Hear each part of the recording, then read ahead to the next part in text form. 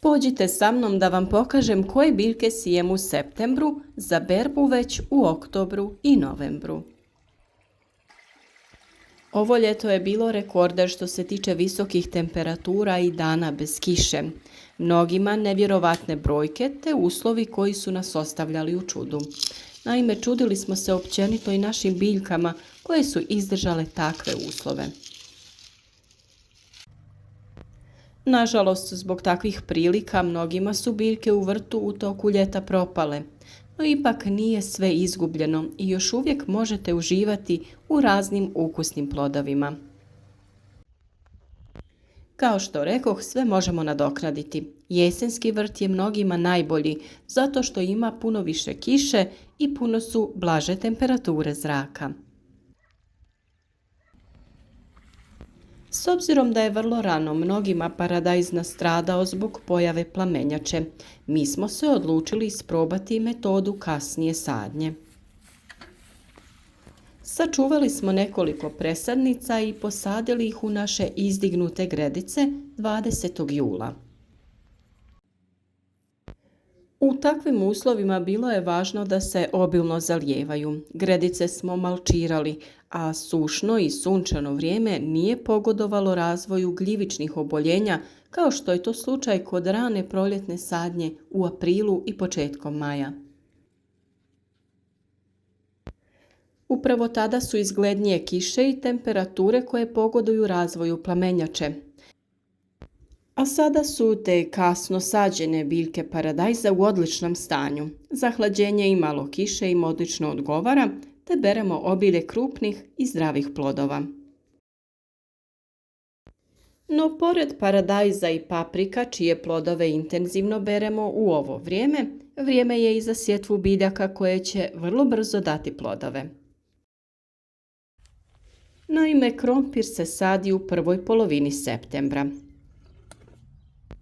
Na taj način će prva berba mladog krompira biti u oktobru ili početkom novembra. Bez dobrog tla koje je kvalitetno obrađeno i dobro uhranjeno nema ni uzgoja krompira.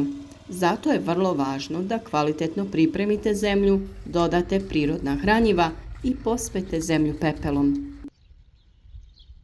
Za sve detalje o prihrani krompira javite nam se u komentarima.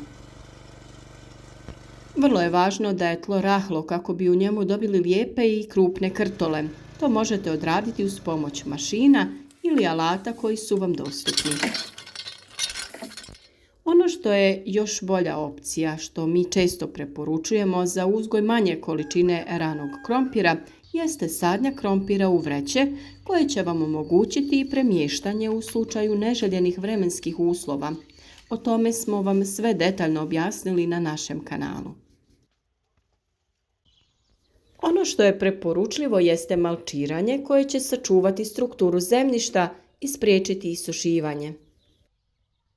Biljke će naravno bolje napredovati i ubrzati ćemo cijeli proces uzgoja. A kada sve biljke niknu iz tla, dodajemo sloj organskog malča poput slame, sjena ili otkošene trave. Mahune ili boranija su sljedeće što još uvijek stignemo uzgojiti za kasnu berbu. Boranija je dio mnogih povrtnjaka jer ju je lako uzgajati, čak i u ograničenom prostoru. Evo kako posaditi, uzgajati i ubrati mahune. Iako je većina boranija zelena, ona dolazi i u ljubičastim crvenim, žutim i prugastim varijantama. Najbolje će rasti u dobro dreniranom tlu sa normalnom plodnošću. Obično je ne treba dodatno gnojiti jer fiksira vlastiti dušik u tlu. Međutim, siromašno tlo ipak treba nadopuniti određenim količinama stajskog gnojiva ili komposta u jesen prije sadnje ili neposredno prije sadnje u proljeće. Odaberite obavezno niske sorte koje imaju kratku vegetaciju. Sve informacije o tome potražite na poleđini pakiranja sjemena. A tu je i neizostavna jesenja sjetva graška koji je jednogodišnja zeljasta biljka iz porodice lepirnjača. Sadrži bjelančevine, šećer, škrob, lecitin i slične elemente. Veća količina lecitina nalazi se u sortama sa naboranim zrnom, te se u njima klorofil duže čuva, pa su zrela zrna ovih sorti izrazito zelene boje. Grašak se uspješno uzgaja u uslovima umjerene i vlažne klime. Optimalna temperatura za razvoj je 18 stepeni Celzijusa, ali on niče već kod temperature od 4 do 6 stepeni. Idealna temperatura za nicanje je ipak između 15 i 16 stepeni, što ove uslove čini idealnima za uzgoj graška.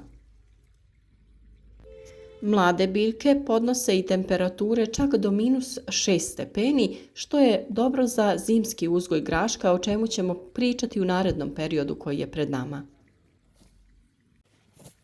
Za rast grašak treba sunčanu poziciju i ne uspijeva u hladu. Ima i velike zahtjeve za navodnjavanjem i u slučaju ako su tla pjeskovita ili aluvijalna, obavezno je potrebno navodnjavanje. Upravo ovi uslovi su ispunjeni u periodu koji je pred nama i šteta je ne iskoristiti ih za još jednu berbu graška. Obavezno i kod graška odaberite niske sorte, kratke vegetacije kako bi uzgoj bio što uspješniji.